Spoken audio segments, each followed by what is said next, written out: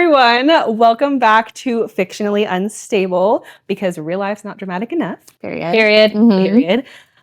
This is our third episode covering parts of the Empyrean series. But now we're going to be discussing theories about the book After Onyx Storm and what's to come in the next books. We're going to discuss the fan casting of the live TV series and what we think would fit. And then we are also going to be discussing, what was the other thing? I think we're going to just do like some quick games. Speed questions, games, just like some fun things. And then we're going to choose our next series. Because unfortunately, there's no book 4 yet. Yeah. We can only not for fantasize it. Not for 2 years. Okay. All right, so we're going to start with theories. Okay, so we'll start with the biggest theory that is the most prevalent at the very end of Onyx Storm, which is about the new brother theory. So some backstory on that theory. So when Theophany sends Garrick back to Eurasia to send the message to Violet and Xaden that she has Mira, she requests Violet and your brother in reference to Xaden. They obviously assume this means Bodhi, and so since they were initially raised together and then later realized that maybe she meant Jack because Jack is Xaden's Venin brother. However, when they meet Theophany, she makes it clear it's not Bodhi or Brennan who comes along. So we assume that she is talking about Jack. Let's see.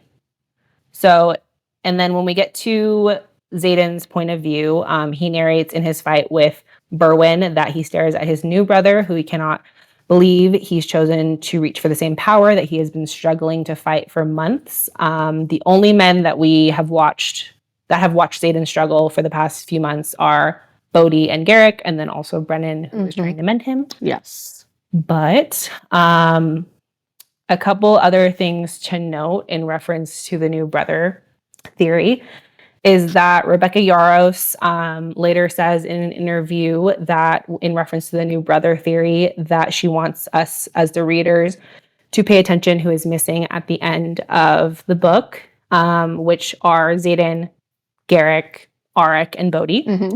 And she also says to pay attention to someone who feels like whatever they have been given is not enough. So those are the couple things to note. We can talk about Garrick first.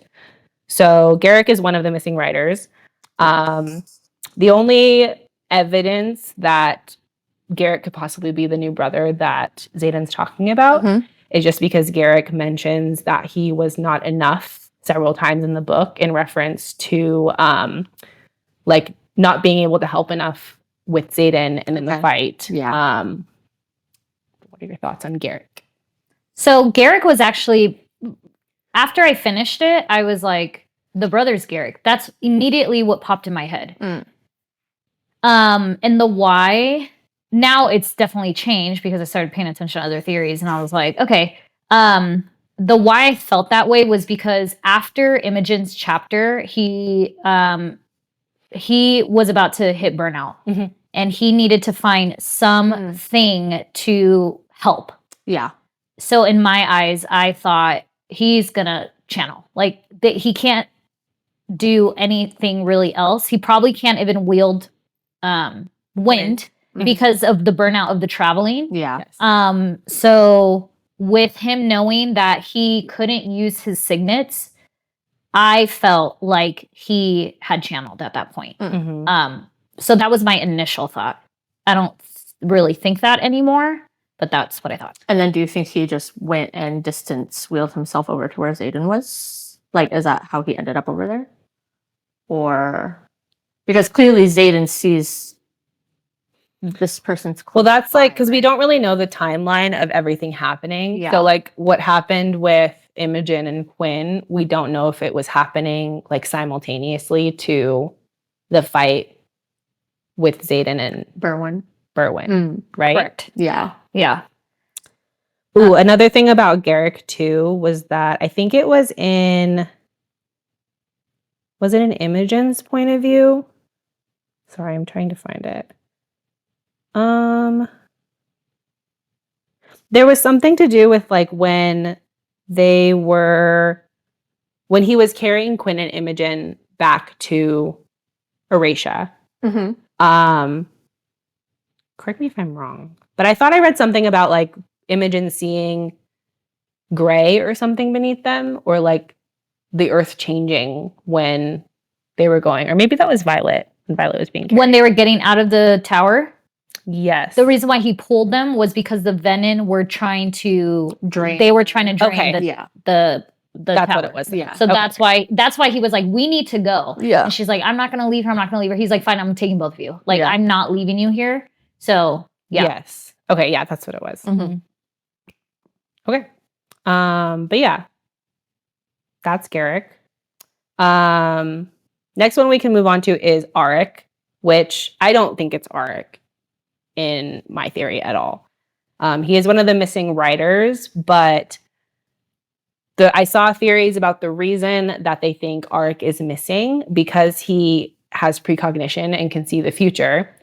He's trying to figure out ways that they can basically win the battle and get Xaden back and everything. And so one of the theories was that it's believed that due to him being able to see the future, he is likely the one who stole the dragon eggs because the dragon eggs were missing. Yeah. And that he has taken them to the Isles in order to gain reinforcements to change the future that he sees. So that is one I thing. think that's more plausible than him being. Agreed. Yeah, I don't think there's any totally reason that he would be the new I think brother. he's busy off doing other important stuff. He's literally trying to save everybody, but like not sharing what his signet is. Right. Yes. Which is another reason why I think a spin-off book of him would be Very interesting. interesting. Yeah. 100%.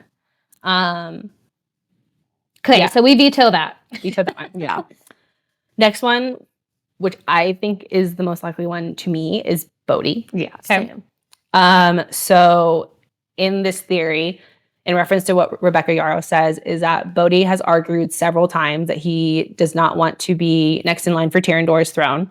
And if Xaden turns or dies, that he only wants to be fighting along Xaden's side. So that could also be that he wants to fight alongside Xaden's side, even if Xaden turns Venom. Yeah. Meaning that he'll be with him every step of the way.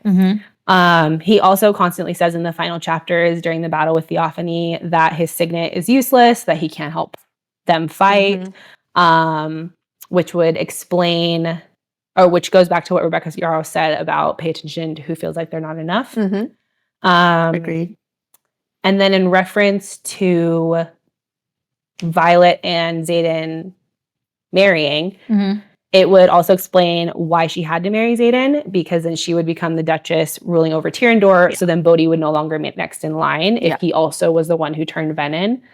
Because they don't have an heir. Because they don't have And it wouldn't have been, there's no one left in succession. Correct. So, yeah. So then it would just, it would be left go to Violet.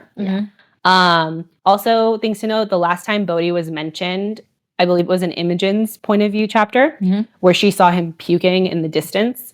But theories have said that maybe she thought he was puking, but he was actually channeling from the ground. Yeah. He was like hunched, he was like on all fours. Yes. And then... And his dragon. That was the other one. So in Xaden's point of view, he notes that he stares at his new brother and an unconscious dragon guarded by wyvern. And so it's theorized that Bodhi's dragon, he was severely wounded the last time he was kind of mentioned. And so that is Bodhi's dragon. It's mentioned in that chapter. Yeah. I think that's the most... To me, that makes the most plausible. Yeah. It makes the most sense. The last one, which I saw theories about it, but doesn't make sense, obviously, because Rebecca said to pay attention to who is missing, is Brennan. So with Brennan, the only reason that it was theorized that it could be Brennan having possibly turned slightly Venom was because in Xaden's point of view, he says, the bond between Berwyn and me is a kind that should never exist. And now that my sage has another sibling he can use against me, I'm scared. So people have speculated that him saying another sibling and not saying like my brother or something in reference to that is saying that like another sibling as in Violet's other sibling. But I don't know. I don't think that stands very well. I don't think so either. I'm more inclined to think it's a marked one versus like yeah, a agreed. Violet sibling. Yeah. Agreed. Just keep reading the rest of the theories of Brennan.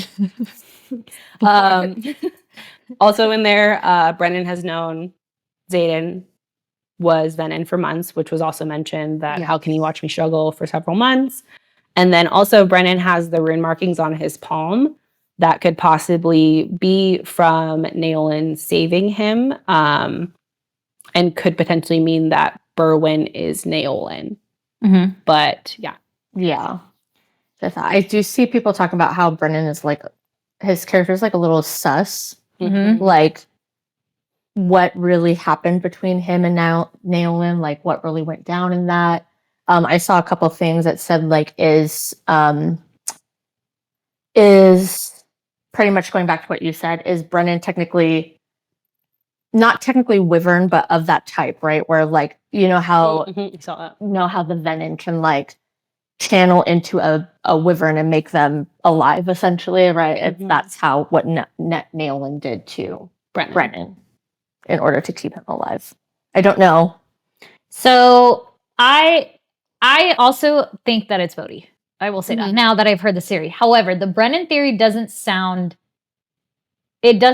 plausible. And the why for those. So, okay, Rebecca Yarros saying, pay attention to who is missing at the end. Does she mean exactly the last scene? Or we don't hear about Brennan until he takes Mira away. Like, he's gone until the exact last chapter. Or when she wakes up, the last page. Just like, again, he's on the last page of fucking Fourth Wing. Or shit like that, you know what I mean? Yeah. Like, he's never there. And I get it.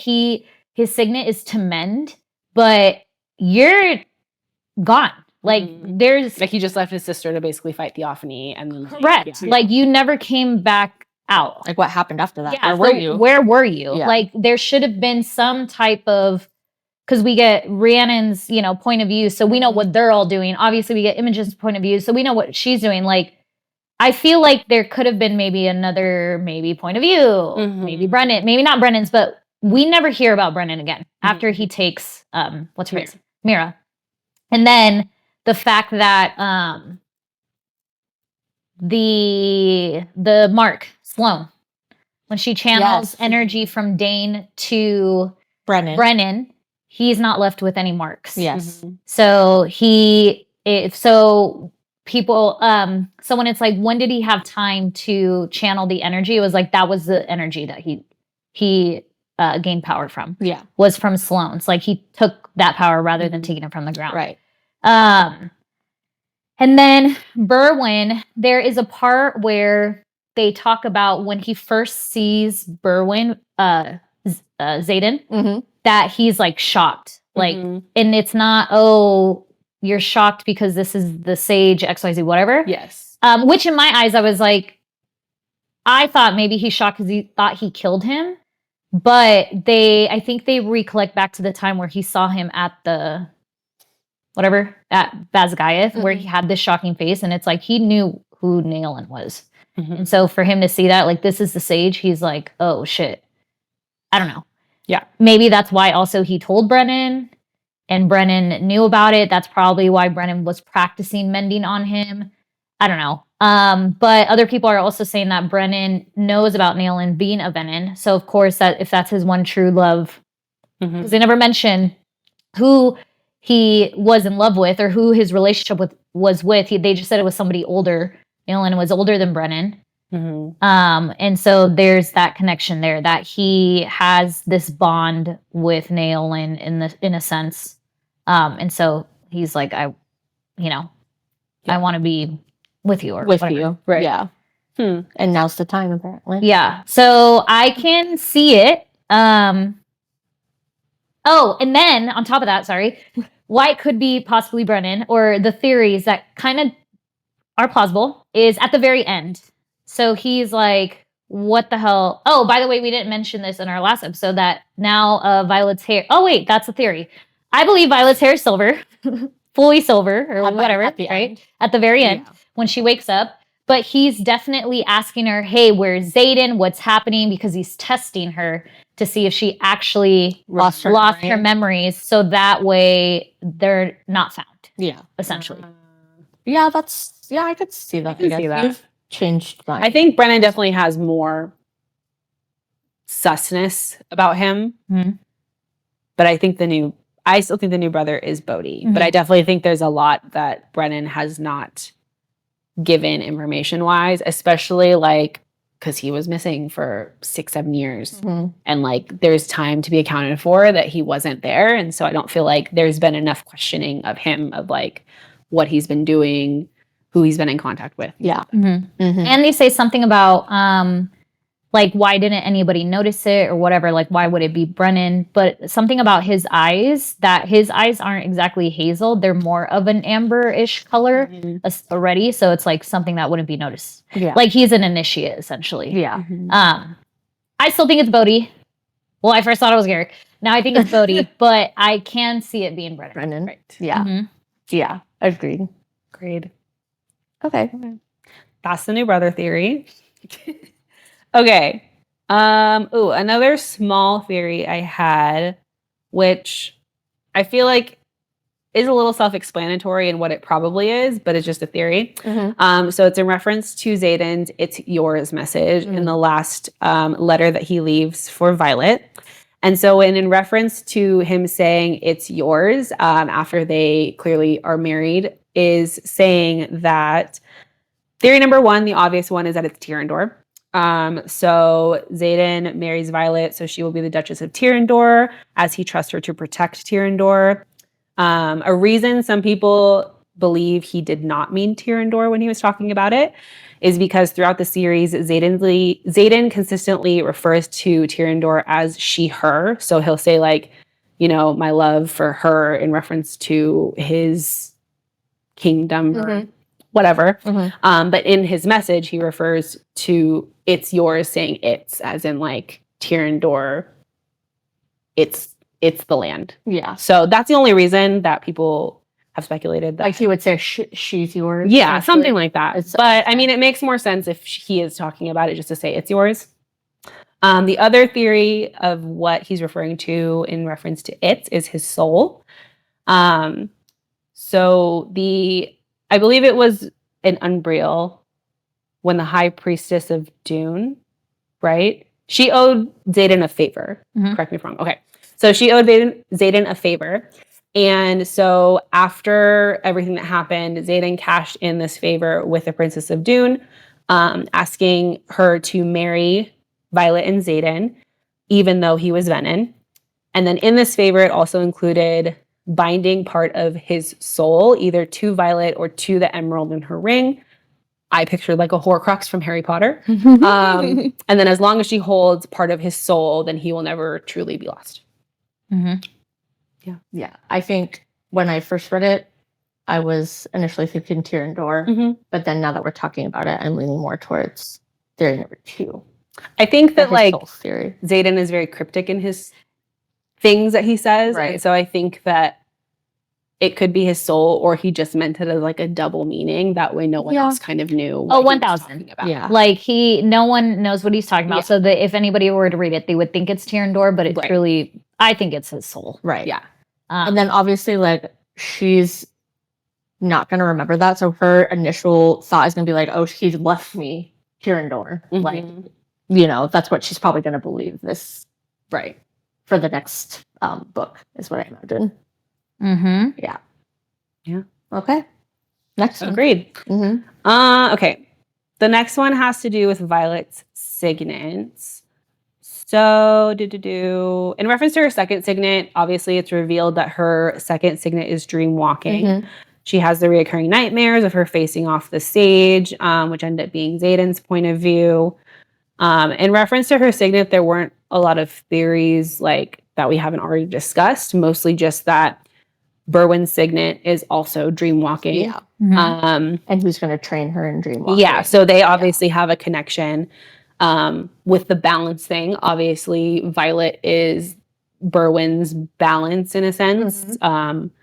So they're kind of tied together.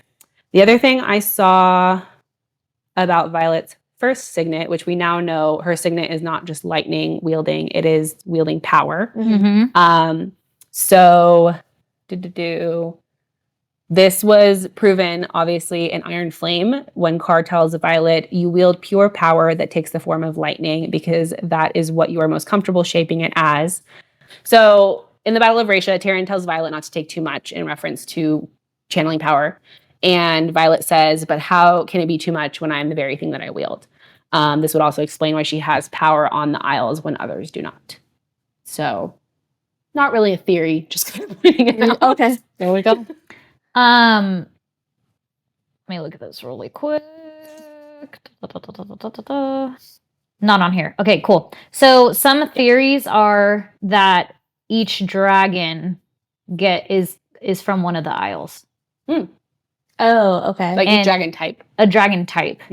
And Tarn, because he's a black dragon, they are like the mightiest, right? The strongest and whatever. Of course, he would be tied to the goddess of Dune, the goddess of war. So with her being able to wield that power in Unbriel during that she didn't think it was from her, but that was the only time that she ever kind of felt magic because she was feeling it when she was in that combat. Yeah. It makes sense because she is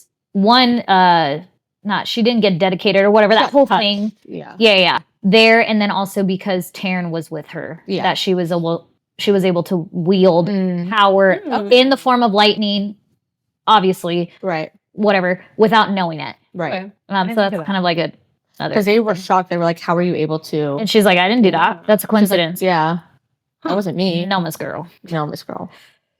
Not a coincidence. The second signet, the dream walking. This girl better learn how to use that. Because if you know how they can fully form their signet, right? Like they just get sprinkles of the type of energy and then they have to figure out how to utilize the power. Yeah. Right now it says whenever she is sleeping, essentially, because she's a dream walker, she will be able to walk into people's dreams while they're sleeping. But I feel like she can eventually get the power to do it while she's awake and eventually be able to do it before or if someone's not in sleep. Yeah. That's just what I think. Yeah, it'll be interesting to see how that develops. Yeah. And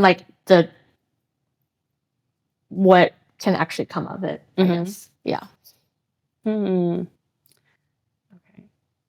It's cool though that she has a second signet, but that's also because she has a second dragon. Yeah. I was over here forgetting about Andarna for a second. I was like, oh yeah. This girl has a second signet, just like everybody else. She came back though.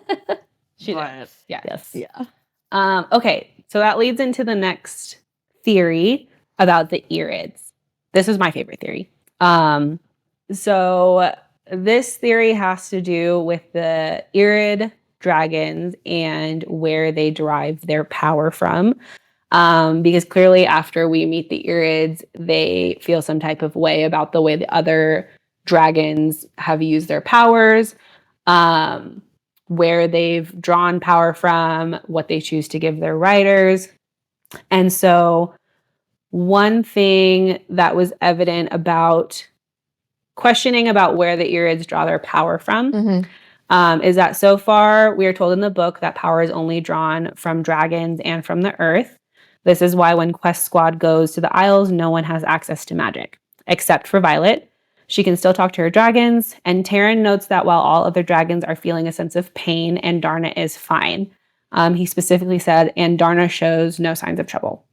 And then also, during Violet's fight with the Queen of Unbriel, Violet wields lightning when there is no magic. So the theory is that the seventh breed of dragon, the Irids, do not obtain their magic from the ground like the other breeds do. They are able to obtain their magic from the sky. This is why Violet's lightning and Andarna's flame are able to kill Venin, unlike anyone else, because they do not channel power from the ground. This is also why Venin want Violet to turn so badly to Venin, because she can access power from the sky, which is the only place Venin cannot channel power from. One specific quote, I forget where it's from. I think it's from Berwyn. I think it's in the dreams. Anyway, one of the quotes from one of the Venin, I think it was a sage, said, "Such untapped power, you could command the sky to surrender all its power." Oh, I think that was when she was in her first fight at Resin. Oh, yeah. That was one of the things that one of the Venin said to her. More proof about this theory being true is that when Violet was weaving ruins, she mentioned she has the urge to pluck strands from the sky and weave them into the ruins. Violet actually feels like there's more power than less, like Taryn argues. Violet says, "I'm struck with the oddest urge to try and pluck strands from the very sky and weave ruins." And she says to Taryn, "It feels like there's more power out here than usual." Taryn argues and said there's actually less the Venin saw to that. So that kind of is more proof that Violet is feeling power outside of what the others are feeling. Yeah. And she's able to channel from the sky or gain power from the sky through Andorna. Yeah, Thoughts? I really like this theory. Same. I think it would be cool if it was actually true. Yes. And it kind of like makes me think. I feel like when we're introduced to the Irids, they're very like free in a sense. And when I think of sky and drawing power from the sky, I think of like a very freeing type of like mindset, a very freeing type of power. So I think it would be cool if they were actually brought together in that sense. Well, think about how they first meet the Irids.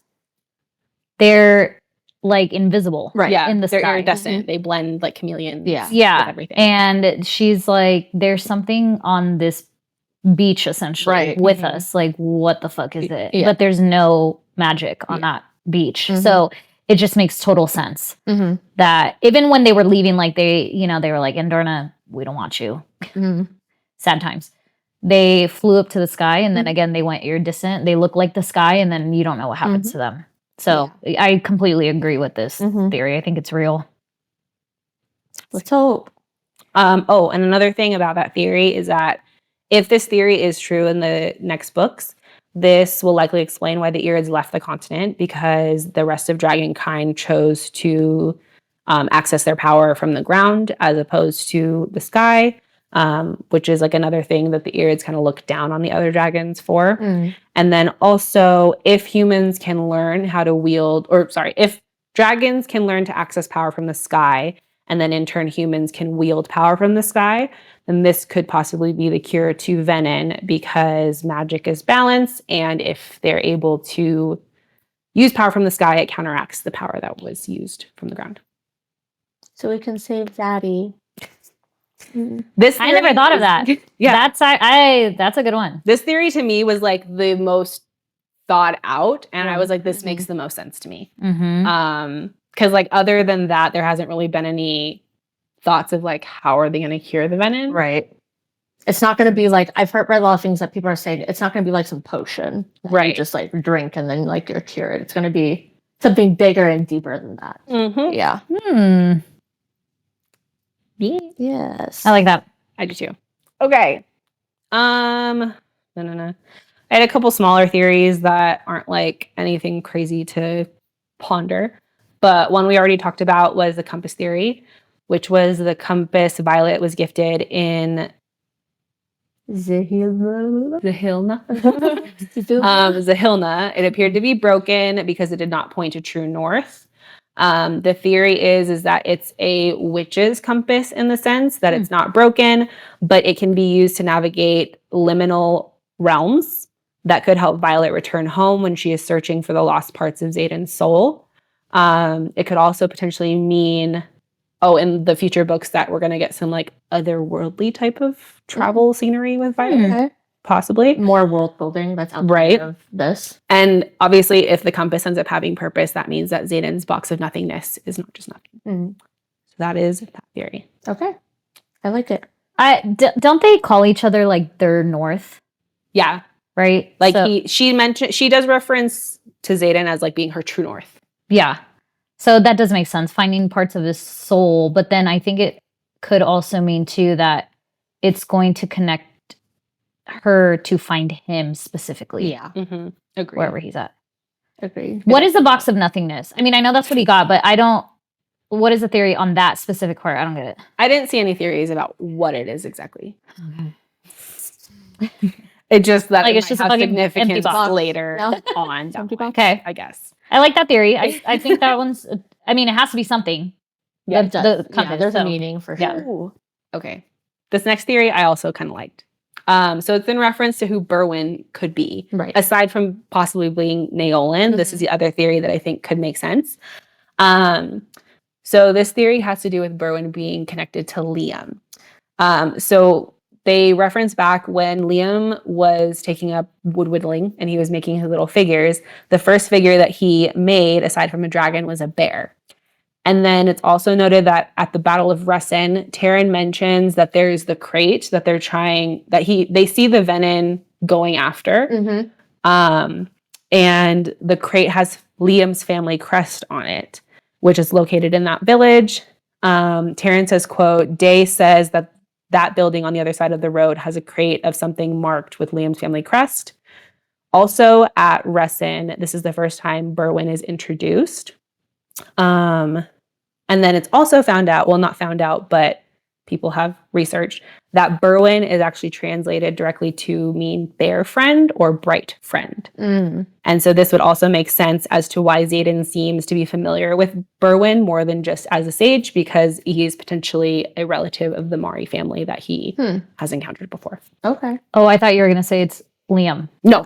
No, I was going to say, yo, I'd be mind when I was first fucking reading it, blown. I was like, oh, holy shit. I was like, there's no way. But no, they were saying that it would be a relative of the family, not Liam. Yeah. That's going to hurt Sloane deeply. Yeah. Yeah. Which that's would the also true develop her character as well. Oh, she's going to be a motherfucking main character. Girl. So that's why I was like, although the Naolan one can also make sense to me, this would be the next one that would make sense to me, is who Berwyn is. Yo, if it was Liam, though, I'd be mind fucked. Like, are you kidding me? 100%. That'd But I be feel like- wild. But Violet has seen Berwyn, though, too. So, like, she would have recognized. I don't remember him. Oh, he was like the one that she was trying to get at the Battle of Resin. Yeah. But I thought she couldn't actually see him. She just saw that he was wearing the Definitely or whatever. or the hood thing. It could have been, maybe. Yeah. Because she was trying to get a facial recognition of him, but she didn't, Yeah. essentially. So it could. Yeah. That would be crazy. That'd be fucking wild. I'd throw the book. I would fucking throw the book. We'll see. But if it is a family member, essentially, like, Sloane better get the biggest. She better be a main character. Yeah, Not no 100%. side character, like, ooh, la la la with the Dane and whatever. Like, this girl better be in every fucking I think she chapter. will, especially because her signet is proving to be more powerful, that I think that she'll get more book time down the line. Mm-hmm. Okay. The next small theory was about Bodhi pining for Violet.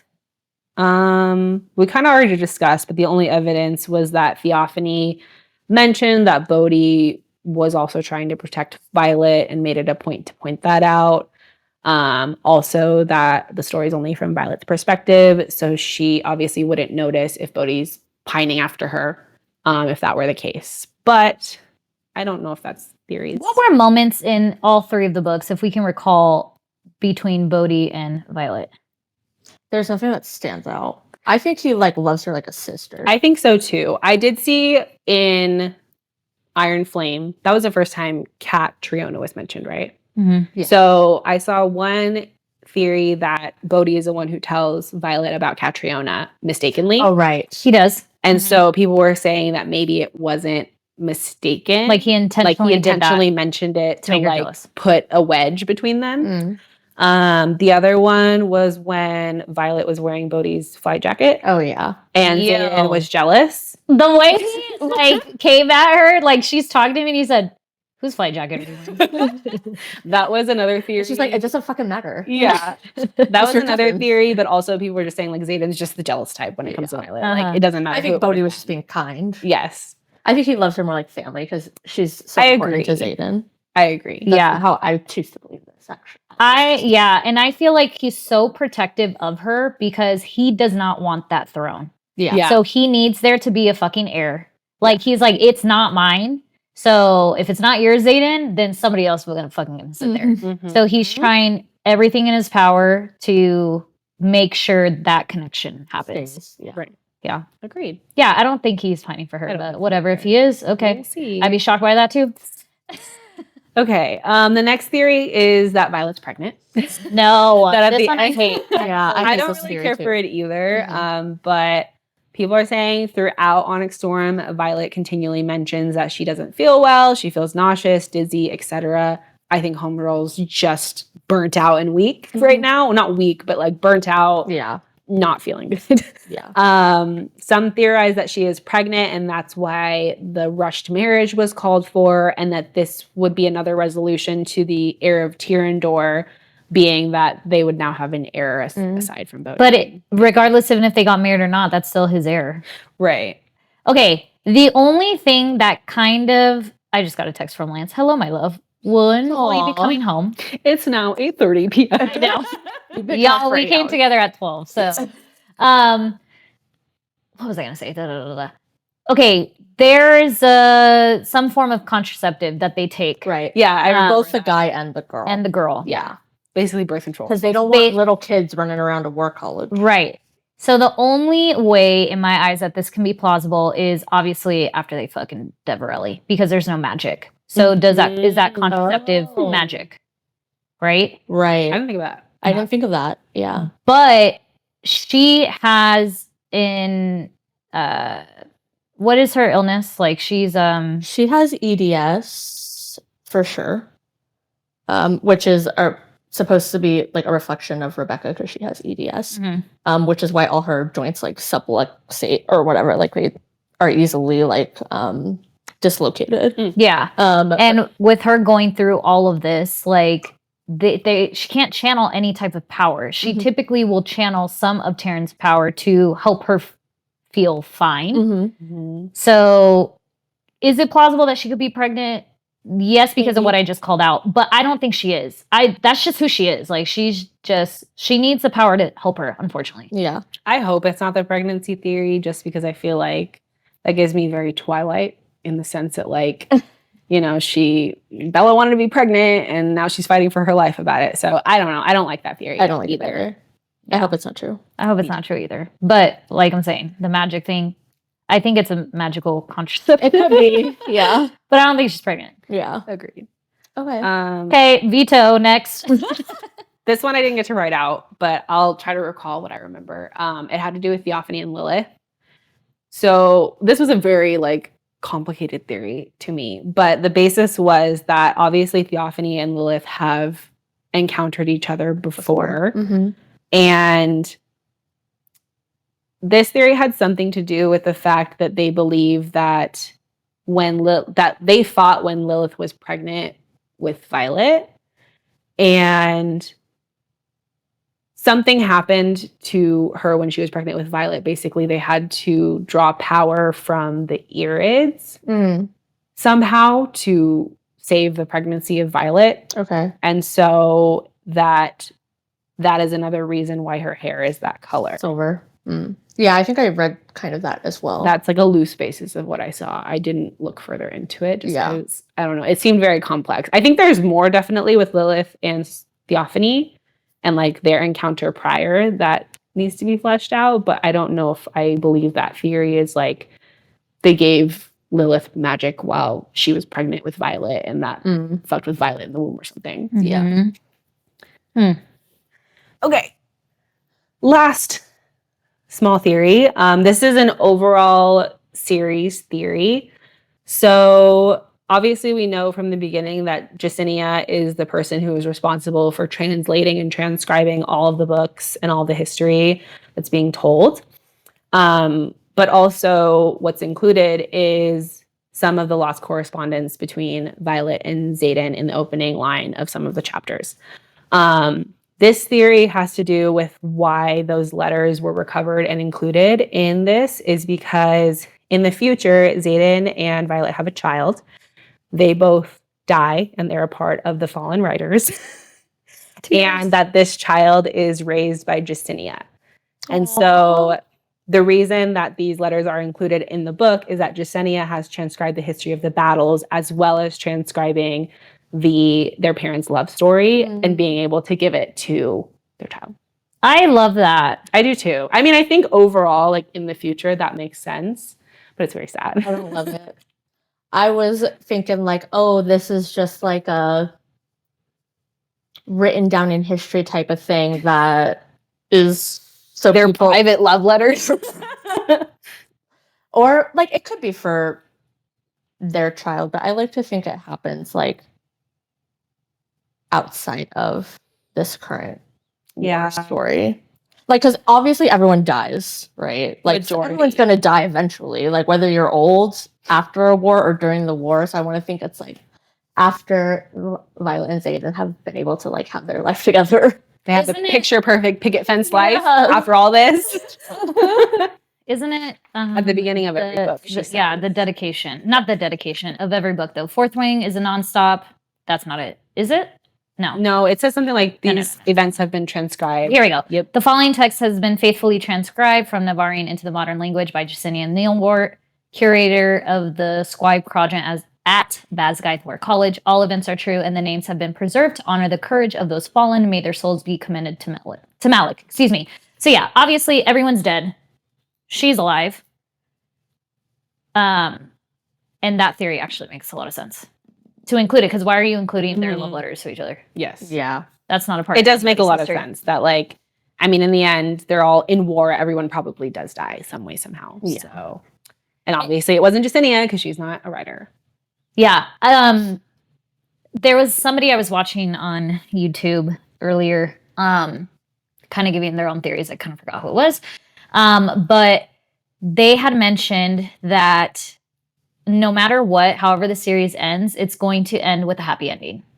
Happy ending, essentially. So Xaden and Violet will end up together. Like, that is a happy ending because this is categorized as a romantasy. Yeah. In every romantasy, there's a happy ending. But but the happy ending is not that they end up together. Now thinking of this theory here, the happy ending is like, here are the memories of your parents. Yeah. That they made it that far, they created a family and everything, and now it's kind of like, that's a happy ending. Like, we're going to get a 5 years later type of thing at the end of the last book and be like, it's in the point of view of their child. Yeah. Or Justinia. Or Justinia's. I want to know what she's thinking. Same. Yeah. She can't say much, so. But I believe that that's probably how it's going to somewhat end. The series. Yeah. Sense. I'm not reading it anymore. I also saw theories about, like, because obviously people are comparing this series to the Divergent series and how the Divergent series ends. Spoiler alert. Yeah, if you haven't already read Divergent, that was years ago. So the spoiler is no more, or spoiler alert. How does that end, Lauren? How it ends.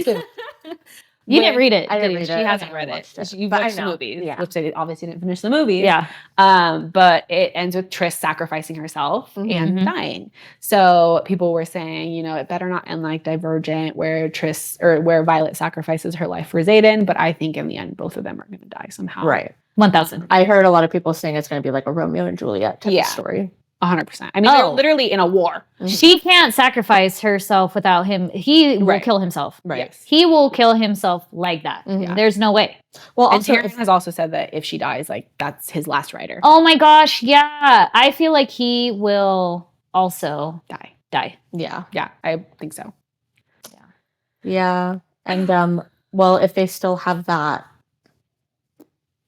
kind of tethering bond, right? If like one of them dies, then the other dies anyway, right? So Nothing but sadness coming our way. Oh, bringing up to this Bond thing really quick that we didn't touch about, the ending of Onyx Storm. And Darna's back. Oh, yeah. Obviously. The conversation between Xaden and Sigil was he needs to figure out what to do.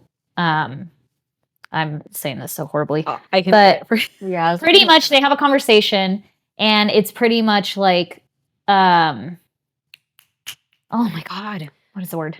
So in the last couple little bit, Sigil says they have completed the wards, but they extended no further to Drathis. let's see. Oh, okay. Xaden begs Sigale to persuade Taryn. Now we don't know exactly on what they're talking about, but obviously, like Taryn has been not fine with Xaden and what he's become. The dark one. Sigale says, "We will ask." And then Sigale says, "And her decision will determine our fate." Those are terms I can agree to. We're airborne in less than a minute. So, yes. So the ask is, I think the ask is not about the marriage. Mm-hmm. I think the ask is for her to survive and for all of us to kind of, not go fucking down. We need to sever the bond between the two mates, between Sigale And that's what she portrayed Taryn. because she said, what was the last thing that she had just said? She said, her decision will determine our fate. Right. I don't think she's not talking about Violet's decision of saying, yes, I'm going to marry you, because of course she's going to fucking marry him. Yeah. It is Indarna's decision to sever the bond, and that will determine our fate. Because how is he supposed to be gone? Right. Because he has a choice of pulling power and keeping the bond with his. We learn about this, right? When Theophany is telling Violet, we have writers technically have a choice that they can pull all the power, whatever, and they can keep their bond with their dragon, right? Essentially, as they're pulling power, which we know Jack did not do, right? So with that, the power that he pulled, he kept that bond with Sigale, and also the only reason why he pulled the power was for Sigale, essentially. In the first it's place. not for, it is for Violet, but and that's why too, going back, that's why too, after he pulled all the power, and then he had the shadows go across the whole basically fucking continent, he talks about he kills everyone that is combating against her loved ones, her friends, because she said, if you hurt me, if you hurt anybody that I love, that's the line. So he made sure he saved them all, and then of course he goes to her, but the power was not pulled for her. The power was pulled for Sigale. Yeah. So no matter what, they have a bond, and he knows that he can't go away and he can't stay away if that connection between the mates are still there. So that also makes sense too, because in the last chapter, in Violet's point of view, because I remembered, she says after she wakes up that she reaches for Taryn, but the bond feels foggy. And Darna tells Violet he needs a cycle of rest to recover. And Violet says, recover from what? He was fine when I saw him last, which was 5 minutes ago in her eyes. But that would make sense that like he's kind of closed the bond off because he's like kind of mourning his loss of Sigale and doesn't want Violet to know. Yeah. Yeah, good thoughts.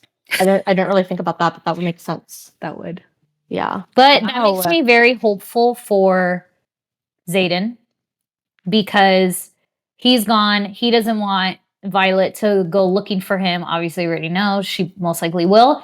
But that, I feel like he still has a part of his soul because of Sigale, like with Sigale. So it makes me very hopeful for him. Yeah. Same.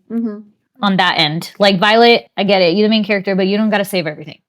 Let's let the dragons do their thing. Pull their weight. Who do we think is going to die in the next book? Because everybody dies. Yeah. And apparently it's supposedly it's a significant character, is the theory. Yeah, it's kind of sucky that Riddick got such a big buildup in this book.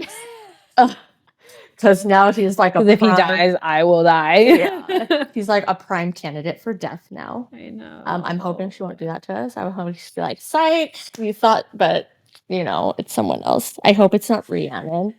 I'd be really sad. I don't think it is, because I don't feel like, although we've had a lot of Rhiannon, we haven't gotten like a lot of her character development. Yeah. Where I feel like it seems like Rebecca Yarros is prone to cut them off when they've had their character development. Except and Liam. Kill them off.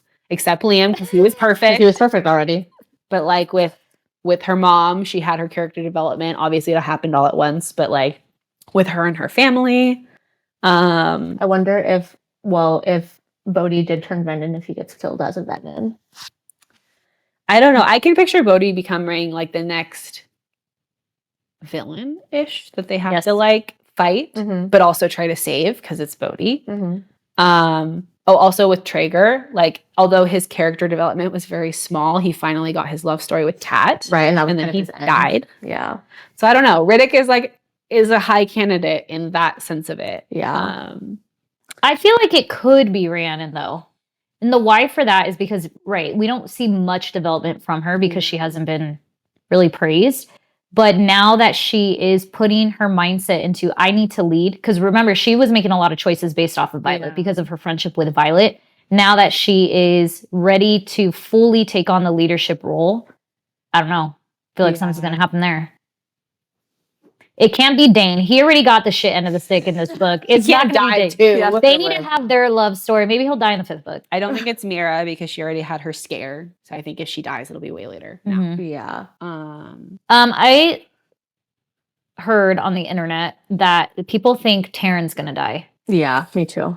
I But have seen that too. there has to be, Like Andarna's going to come into her full self pretty much, and right, and she'll probably cut the bond at the moment that he dies because it takes a moment for the writer to die. And it'll probably have to do with not Sigil dying, but saving Sigil since she's now with Xaden and like on the Venom side of things. He can't die. If You're like, Taryn dies, I will not read this book. I will rip the book. Oh man, to Malik and burn it.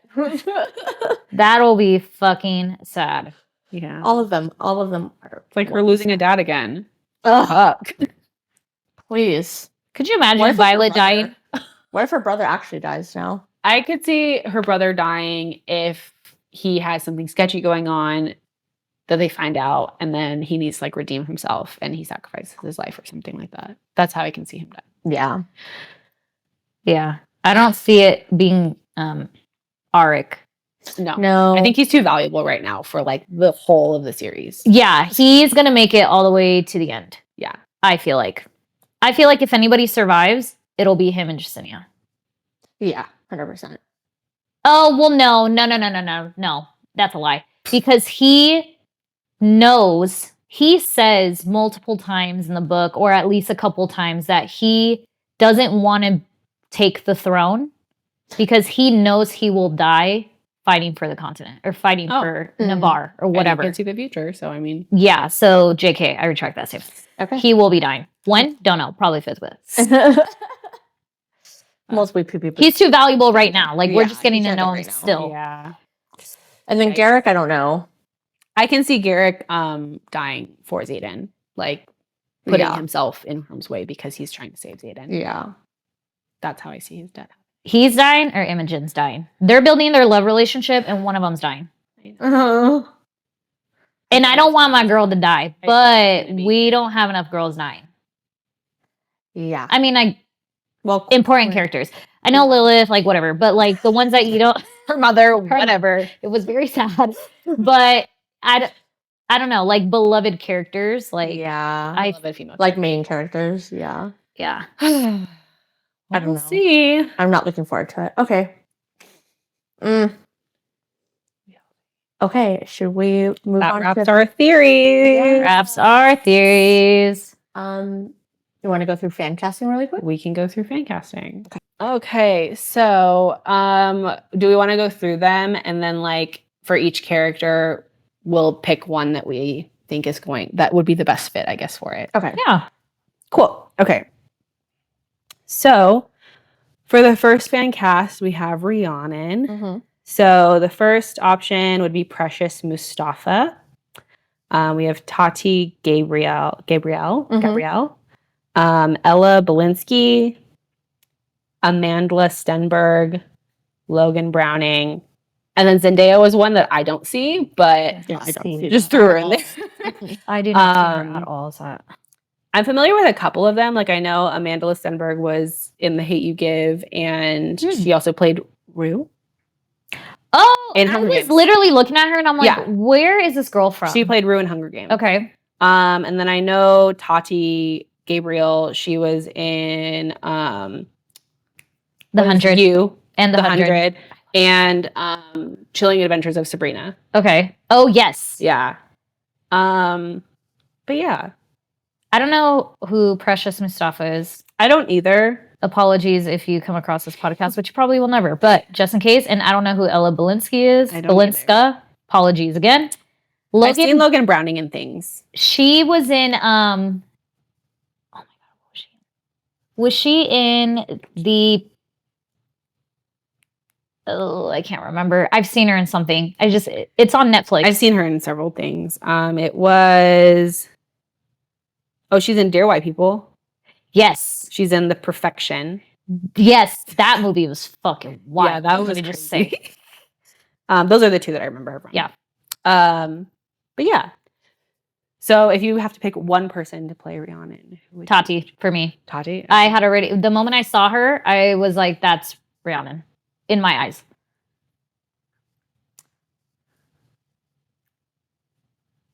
I think I'm gonna go.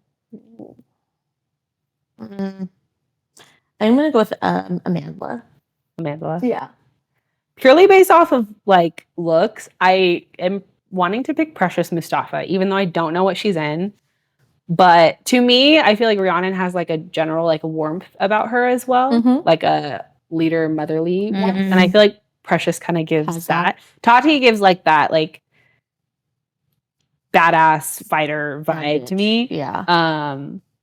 But yeah. Yeah, I guess you're right. Yeah. I mean, that's who I would pick. I don't know anything about her, but Oh, she was in Precious. She was in the Winx Saga. Fate, the Winx Saga. Oh yes, I watched that. I watched that too. Okay, yeah. So that makes sense. I think she was a swimmer. Yeah. The water one, whatever. Well, she's already played in a fantasy series, so yeah. there we go. Good choice. Okay. Cool.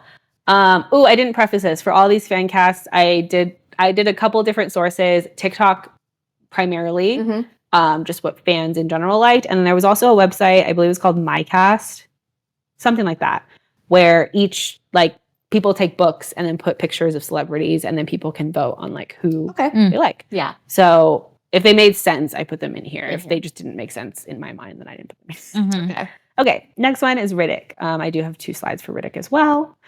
So first one being Jordan Fisher, Tyler Posey, Rome Flynn, Michael Cimino, Noah Centineo, and then Dylan O'Brien. All generally not terrible. If I'm going based purely off of looks, the one that I picture him closest to is Michael Cimino. I do too. Yeah. I do too. Yeah. I picture him closest as him. Noah Centineo, I do not see at all as Riddick. I also don't see Dylan O'Brien. No. I don't see Dylan O'Brien, and I don't see Jordan Fisher at all. No. To me, Dylan O'Brien, it would kind of be like him playing Styles from Teen Wolf in my mind. Yeah. But yeah, I see Michael Cimino. And also I was taking into account like some of the fan casts like weren't taking into account their ages. Yeah. And so like they have to look somewhat young because they're only like 20, 21 years old. Yeah. So I was like, some of these, like they kind of look too old to me. Yeah. Agreed. Period. Yeah. So okay, now the rest of these are just one slide. Okay. For 3 options each. So next one is Liam Mari. Mm-hmm. We have Lucas Till, who was in Hunger Games, Danny Griffin, and Froy Gutierrez. I don't know who Froy Gutierrez is. Danny Griffin was in Fate of the Winx Saga as well. Of course. There you go. Yeah. I don't see any of them as Liam, but if I had to pick, I think it would be Lucas. Same. But I don't really see any of them. I would pick Danny Griffin out of them, in my opinion. I don't know what that's how I picture Liam closest. Yeah. But Froy Gutierrez, sorry, you're out. You're not even close. Not even close. Some of the top choices in these like websites and stuff, I was like, ain't no way.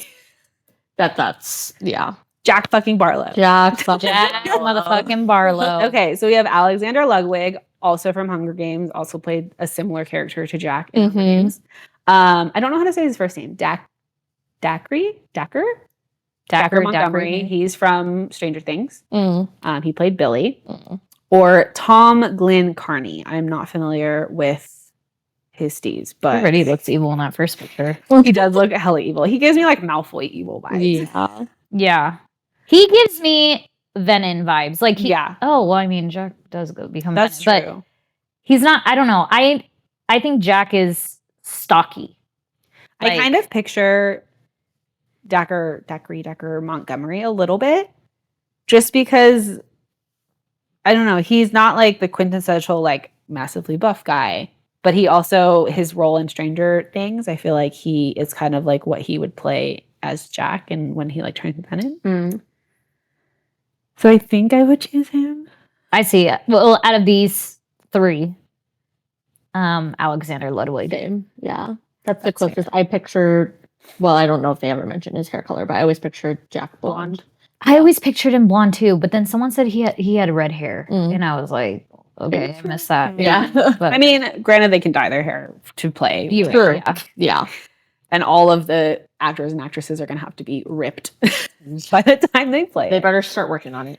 Okay, next is Dane Atos. So we have Greg Sulkin, who was from Wizards of Waverly Place.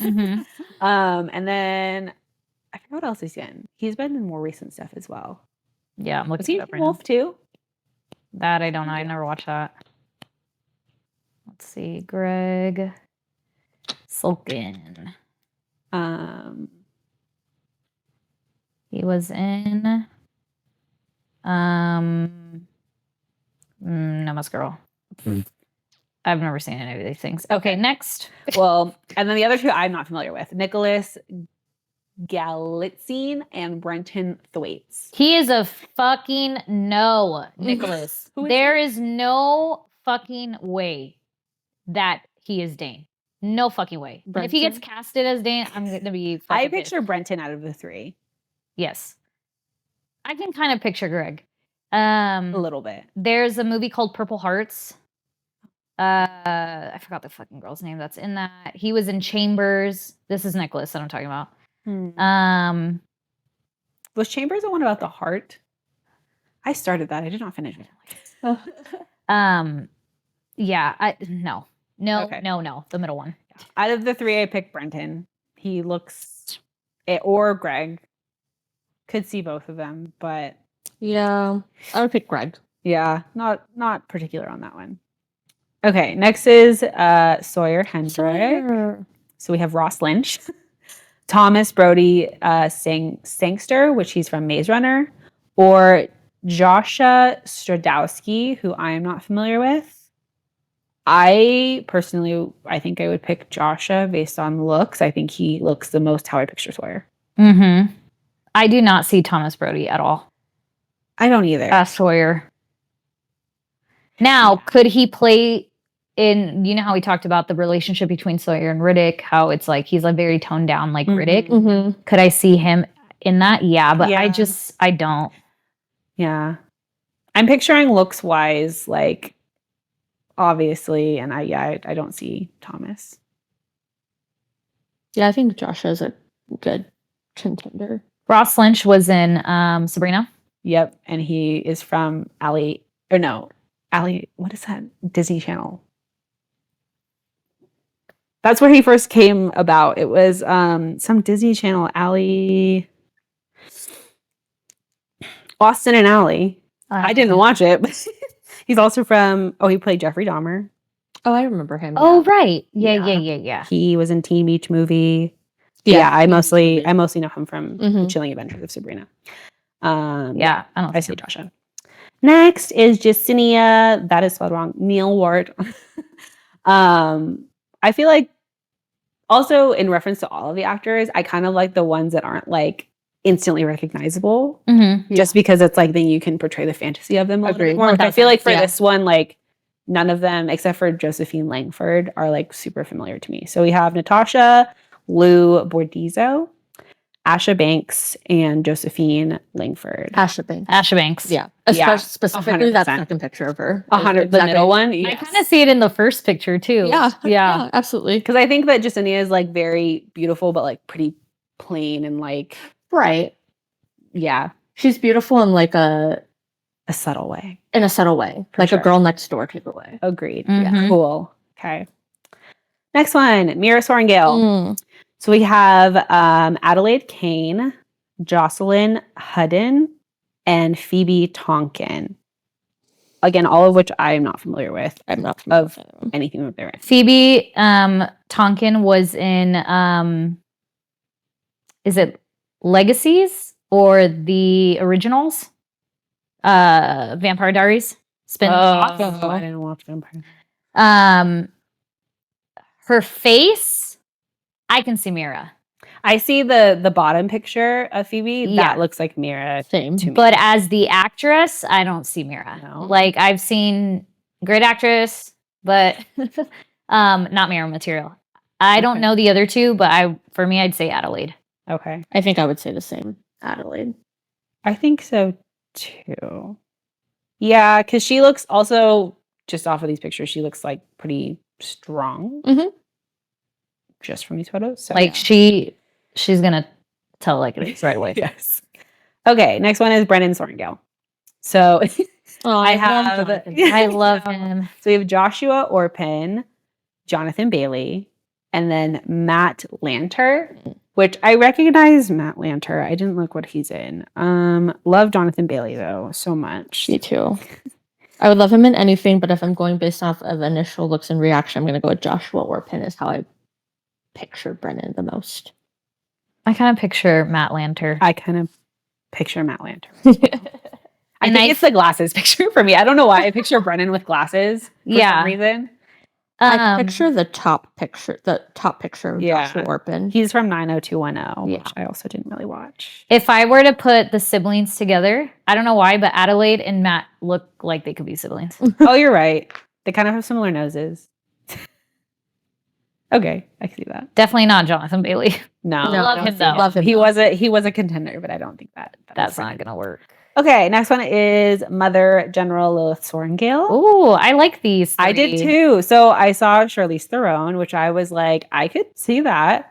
Lena Headey and Jennifer Connelly. Lena Headey. Mhm. I agree. Mm-hmm. Mhm. I see any of them kind of like I could see it, but I think Lena Headey Would be the has best. the best. one. Charlize Theron has been in so many roles where she has been a general or something in Mhm. power. So 1000, I want to thank her, but I think Lena Headey for sure. Mhm. Yeah, I agree. Agreed. I think especially like the haircut in the third photo, like that's kind of how I would picture her hair to be. In all of the movies that I've seen Jennifer Connelly in, there's the characters that she has played, at least from the movies that I've saw, there's never that certainty from her, like her whatever character she plays, right? And Like, again, not okay, she's convincing. acting and whatever, but I just don't see the general, Yeah. like this is what the fuck is going on. Yeah, Well, I don't know. I see that. I understand that. Okay, next is Garrick Tavis. So we have Brant Daughtry, Logan Browning, and Matthew Daddario. I know Logan Browning from the spinoff of Gossip Girl. Oh. I don't know him from. Yeah. It's also in Tell Me Lies. right? I don't think I watched that. Tell Me Lies is yes. Oh, yes. So spinoff of the new Gossip Girl. Is Yes, the new recent. spinoff. Yeah. Yeah, he's in that. He's in this show called Tell Me Lies, which is on Hulu. He's in Yeah. season 2. Brant Dougherty is in. Pretty Little Liars. Yes, that's Oh, where he's from. yeah. And I don't know Matthew. Daddario. Matthew Daddario. I think. Let me see. Matthew Daddario. I've definitely heard of his name. Shadowhunters. Oh. Why Women Kill, which I watched that, but I don't remember it. He's in that. I love that show. like that show. What season was he in? Probably 2. I don't remember him in 1. Could be one, but Let me look up Why Women Kill. He was. Oh. He was the lover interest of that actress. Let me see. That actress? Season 2. Yeah. Okay. He plays the actor. Okay. Yeah. Yes. Yeah. So that An was actor him. that plays an actor. I think Brant, I agree. because I think of Garrick like Big and burly. Matthew Daddario for me. Matthew would be my second over Logan. Logan. Not at all. Logan, not at all. He's Absolutely too not. pretty to me to be Garrick. I picture saying Garrick Garrick's ugly. I'm just kidding. I think Garrick's hot. I think he's hot, but I think he's like big, muscular, manly, burly kind of guy. Mm. Okay. Imogen. Mm. So we have Florence Pugh, Mm. Natalie Dormer, and Millie Alcock. Obviously, I know Florence Pugh from what is it called? All the things. All the things. She's coming up. Black Widow. Yeah. She was in Midsummer. Midsommar. That's what I was thinking of. Natalie Dormer looks familiar. She's in Hunger Games. That makes sense. She She's was the one tree that was filming. She's part of the film crew. Oh, you're right. Okay. I kind of see she her. had her shaved head. That's why I see her as Imogen. Yeah. I'm picking Florence. Is the closest. I see. wanted to pick Millie just because I don't know, something about like her facial features is kind of how I pictured Imogen. I remember in the first book, Violet talking about when she was thinking that Imogen was into Xaden, like Violet, like talking about how gorgeous Imogen is, and not that any of these actors are not, but like You heard what she said. You heard that, Natalie Dormer? You heard that, Millie Alcock? but like Florence gives me that vibe. True. Mm-hmm. And I mean, she's been in so many movies where she's had to combat. She's strong and she knows how to fight. Whatever. And she can rock like the shaved head. Yeah, she could. 100%. Pink, imagine her with pink hair. Period. It's true. Okay, next is Bodhi Duran. Okay, so between Bodhi and Xaden, there is a lot of crossover. Right. So They're supposed to look alike. yeah. So first we have Taylor Zakar Perez, Josh Houston, and Anthony Keevan. Okay, again, I was trying to look for more as well. These were all I could find that people generally had a consensus on. So I'm crossing out Taylor. He's too old to be Correct, Bodhi. I believe Bodhi is like, he's a year younger than Violet. Violet is 2 years or 3 She's years. like 22, right? When we first meet her, she isn't 21 yet. Okay. And Xaden is already 23, I think. Yeah. So essentially, he's like 5 years younger than Xaden. Right. Realistically, And by age. Taylor's Maybe not by like pretty class, but by age. Taylor looks way too fucking old. Yeah, I'm picking Josh Houston. I could see Anthony. He's too tall though. But then Bodhi's like the same height as Xaden. I think I see Anthony. I think. Anthony was in the Kitty XOXO, whatever. Oh, okay. He's a friend. finished that because that shit was so cringe. Cringe. Yeah. I was like, Absolutely. I I'm not cannot watching get that. behind this. It's Yeah. just so annoying. And I keep He's in getting that show. ads for like Okay. their new season. I'm like, Yeah. skip. Okay. Sorry. If you're a Not fan. sorry. Sorry, not sorry. Okay, next one is Slain Slade. You better slay it, girl, Miss Sloan. Sloan. So we have Catherine Newton, Maya Miller, or Olivia Dijon. Mm. I only know Catherine Newton. She's from Lisa Frankenstein, and Wasn't she in the Society? she was in the Society. I'm so mad that that show. I never watched that show It actually. was pretty good. Abigail, that one shitty vampire movie about the ballerina girl. Yo, so bad. She's in Ant-Man, Yeah. Pikachu, a lot. Okay, anyway. I don't know Maya Miller and I don't know Olivia Dijon very well. Yeah. If I'm going based on first impression, I'm going to pick Catherine Newton. I kind of see Amaya Miller. The why for that is because my first impression of Sloane is very innocent looking, even though she's been, and because remember, growing up, she wasn't really training like the other marked ones. Yeah. So she is fucking terrible going into, like, thank goodness she crossed fucking parapet. But I don't know. Catherine has that edge to her. Yeah. And not that they can't make her look like very. I think Amaya Miller looks too much like a model. Yeah. I kind of picture her as. Do you? Yeah. Like really pretty. Like, that was really another thing that's pretty. kind of annoying looking for fan cast is that a lot of people are fan casting models Mhm. and people were like, you have to cast an actor. Like you cannot just put someone there because they look like Right. they look The AI version of them. Yeah. Which obviously a lot of them did, but I was like, they aren't actors. Well, then maybe Olivia is like a good balance in between for me then. Of like you saying that Catherine is too edgy looking, and then me saying that Amaya's Yeah. mom looking. I don't know who Olivia is, but she ain't no Sloan. I kind of picture Amaya just from the first top photo. I don't know why that's kind of how I picture Sloane's like hair looking things. I don't Oh. know. Yeah, see, I picture Catherine's Maybe. second photo. Yeah. Yeah, the lightness for Yeah. sure. Okay, next one is Ark Great Castle, aka Cam Tari, which I keep forgetting that is his real name. So we have Gavin Castellegno, No. Niels Visser, or Damien Hardung. Gavin, no.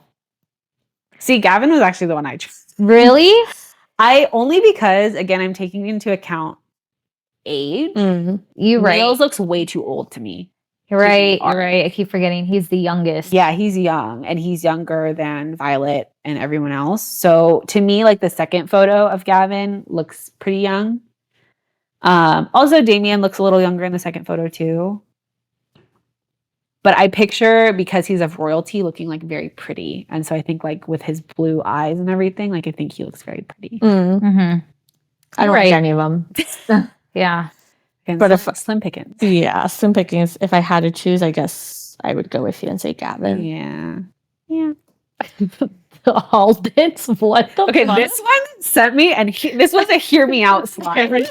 Harry Styles. This was 100% a hear me out slide because although you will veto it, I can see Harry Styles. I can too, actually.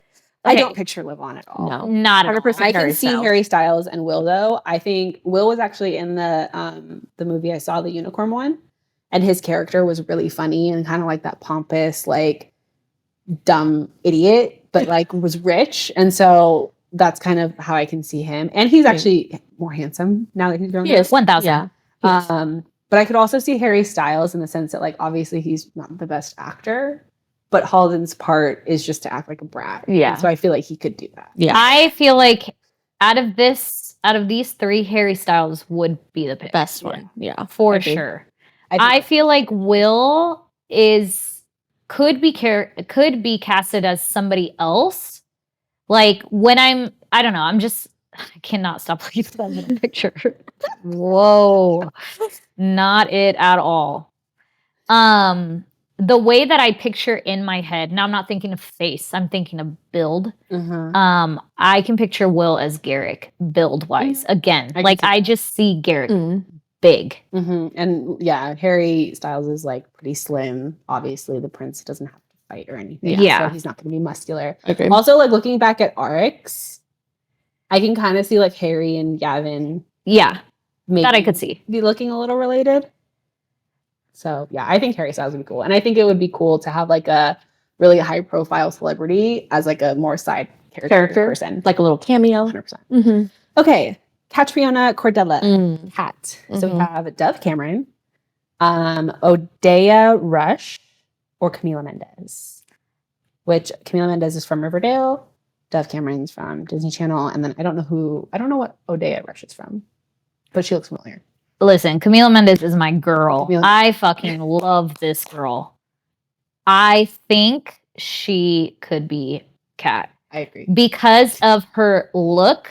Yes. When she is meant to play someone like "Don't fuck with me," she has that. Yeah. 100%. It's mainly like like her eyebrows, how they like frame her face or her eyes really well. And she looks like she could be royalty, which Kat is in Succession for the throne. And she 100% could play like her in Riverdale with her scenes with like Archie and stuff. I feel like she could 100% play like that jealous ex.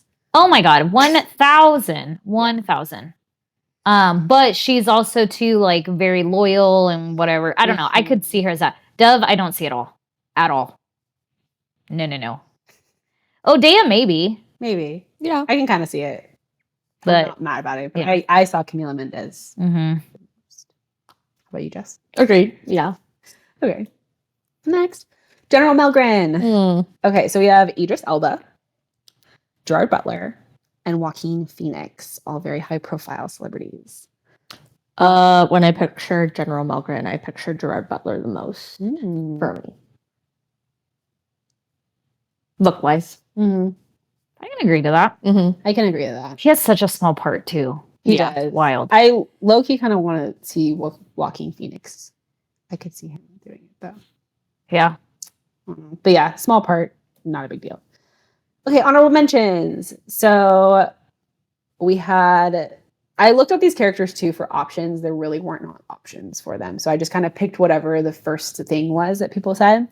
So Jeff Goldblum as Takaris. 100%. Because he's very much like, all about fun and like whatever. The wizard. Like, Yeah. literally the wizard. Yes. Like literally it's the wizard of Oz, Yes. but sad. Yeah. Pierce Bronson as King Tari or Halden and like Eric's it. dad. I could see that. I can see that. And then Daniel Day Kim as Professor Kaori. I like Yep. that as which well. I like that as well. Yeah. And Divergent, he was the Mhm. leader of Candor. Yes. Yeah. Yeah. I could see that. And the other one was Mads Mikkelsen as Varish. I don't know much about him, Him. Yeah. but he does in the first photo. He kind of gives. I could see it. I forgot what he's in. I've seen him in a couple things, but I could see I don't recall what he's in, but I kind of can see it. I kind of picture Varish as like sickly looking ish. I don't know why, but yeah, Did anyone here watch Robin Hood Men in Tights? I don't think so.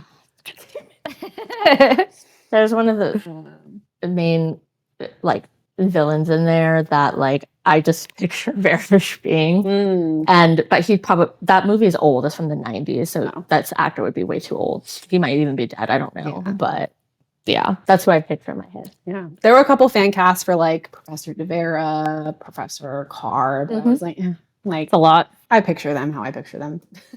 Okay, now to the important one. So I can't choose this. There's 2 slides for Violet and 3 slides for Xaden. So Violet first. So for Violet, we have Josephine Langford again, India Isley, Danielle Rose Russell, Christine Froseth, Freya Allen, and Mackenzie Foy. I am not familiar with majority of them, except I know Mackenzie Foy was in Breaking Dawn. She was Renesmee. Other than that, I don't really recall many of these actresses. Josephine Langford, no. Automatic. I already knew that was a theory, and I was like, there's no way.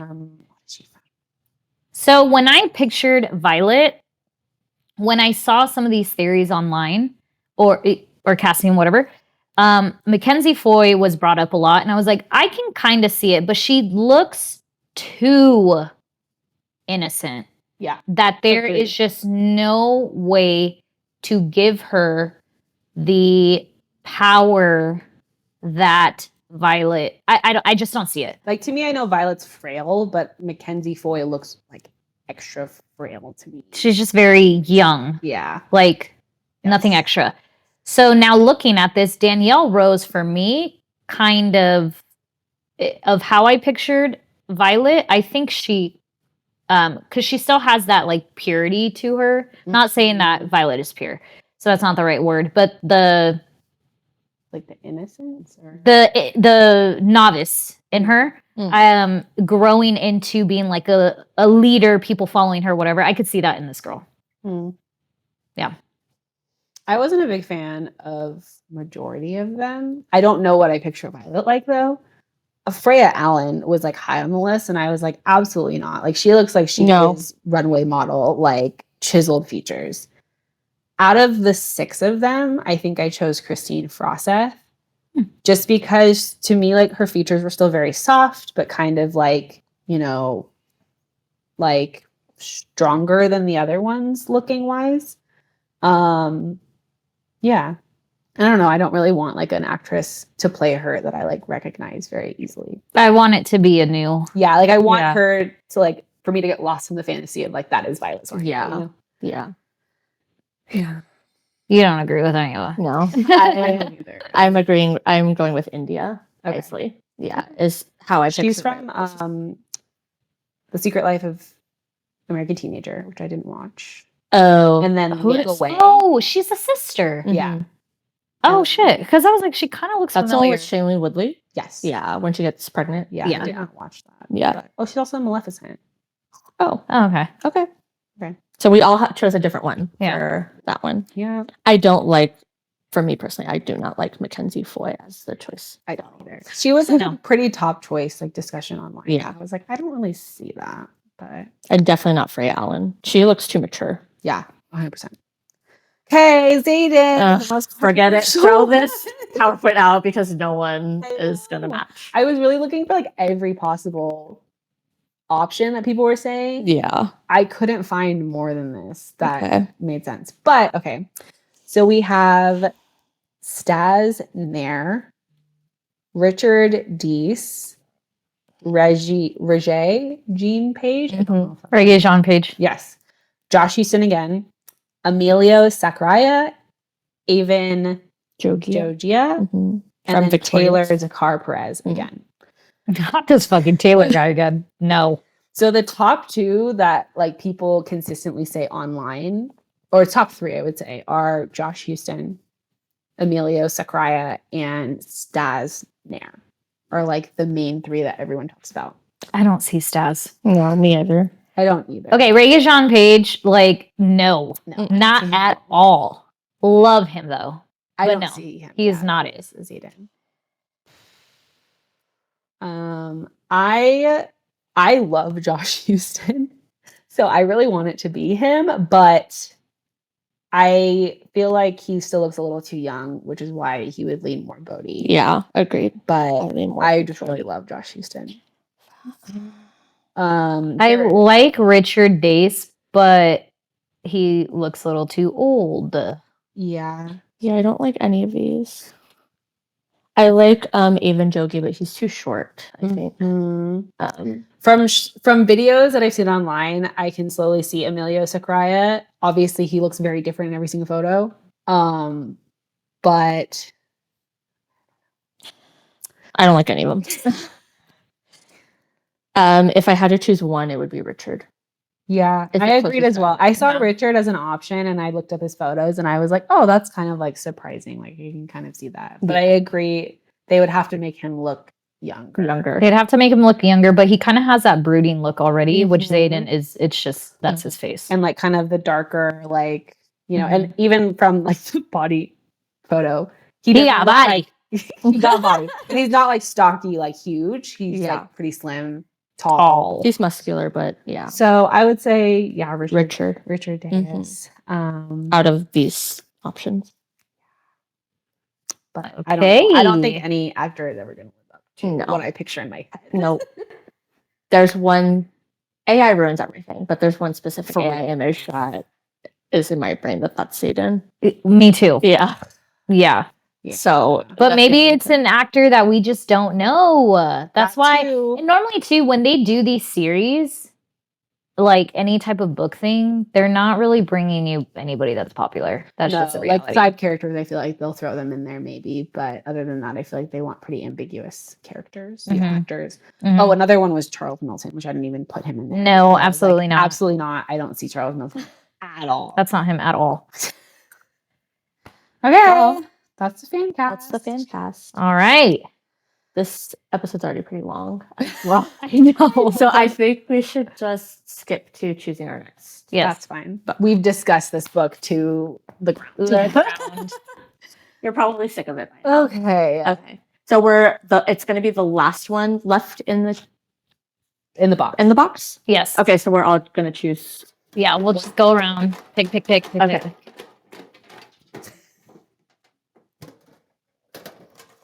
Okay, first one. Shadow and Bone series. Okay. Okay, that's what we're not reading. Number one, no. Crowns of Nyaxia. Those are all mine. Sorry. It's okay. Okay. Plated Prisoner series? Okay. Okay. Yeah. That's like I know Gail. nothing about these books. Oh. I just literally Yeah. looked up some That's the books one and was Dana like, mentioned cool. yesterday. Dana? Yeah. Oh, okay. I thought you said Dane. I said No. Atos. Talk to me. Okay. Powerless. Okay. Oh. Oh, we rolled 3 in here. I'm over here thinking. Who wrote Thorn of Glass when it's Thorn of Glass? So cute. I put thorn. I meant throne. Doesn't matter. I feel like I'm going. Okay, no Thorn of Glass. I was gonna write that. Zodiac Academy. Okay. Okay, that was. Da-na-na-na-na. Akatar. Oh, damn. Darn. The 12-book series. Okay, so whichever one Is left. is left for you. Do you want to open yours or okay? Just say it. Okay. Sunrise on the Reaping. That Okay. means we are reading Quicksilver. Oh, Is that the one Yeah. book? just one book. I but- actually was wanting to read that one. yes. Yeah. But the second one is supposed to be coming out this fall. Period. Period. Okay, Quicksilver is our next read. We can read it, and then we can read the new one when it comes Yes. out. Okay. It worked out. Yeah. What are the theories of this? Like this series, how many books is it supposed to be? I don't. They don't know yet? No. Okay. Mm-mm. But Like a okay. newer series. Yay. I'm hoping no more than like a duology or trilogy. Yeah. When it starts I don't need getting no into more. I don't need no more 12 books. no, when it starts getting into 5 to 12, I'm like, okay, that's enough. Yeah. Let's stop. Period. Okay. All right. Well, this was our Empyrean series. We have about 4 episodes of it, correct? Ish. Ish. Yeah, We'll see. So the next time we talk about Empyrean series will be in 2027, maybe. But we'll catch you next time. Do our closer since you did our intro. What was our closer?